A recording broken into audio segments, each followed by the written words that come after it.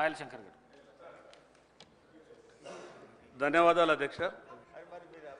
నా ఆదిలాబాద్ నియోజకవర్గంలో కోటా చెనాక అనే ప్రాజెక్టు దాదాపు 1500 కోట్ల రూపాయలు ఖర్చు పెట్టి 90% పనులు పూర్తయినాయి.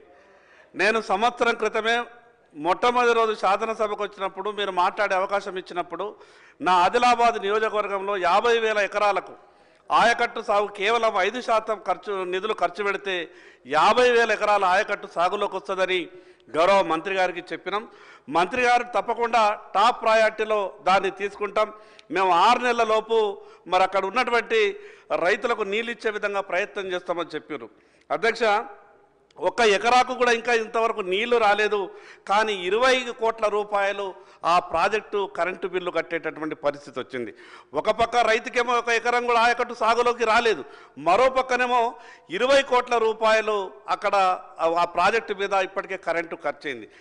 మీ ద్వారా గౌరవ మంత్రి గారికి విజ్ఞప్తి చేస్తా ఉన్నా, గతంలో 90-95% నిధులు వెచ్చించి ప్రాజెక్టును పూర్తి చేసి దశలో ఉన్నటువంటి అటువంటి ప్రాజెక్టుకు వెంటనే నిధులు ఖర్చు పెట్టి 50,000 ఎకరాలు ఆయకట్టు సాగు అయ్యేటటువంటి అవకాశం ఉన్న కోటా ప్రాజెక్టు ఆ యొక్క ప్రాజెక్టు పనులను తొందరగా పూర్తి చేయాలని మీ ద్వారా విజ్ఞప్తి చేస్తున్నా. ఇంకొకటి సార్, ఆదిలాబాద్లో ఆర్ఓబి అని 2017లో మంజూరైంది.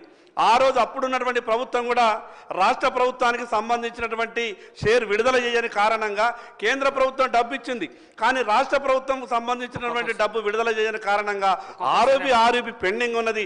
దయచేసి రాష్ట్ర ప్రభుత్వం వెంటనే విడుదల చేసి ఆ యొక్క ఆర్ఓబిని పూర్తి చేయాల్సిందిగా మీ ద్వారా విజ్ఞప్తి చేస్తా.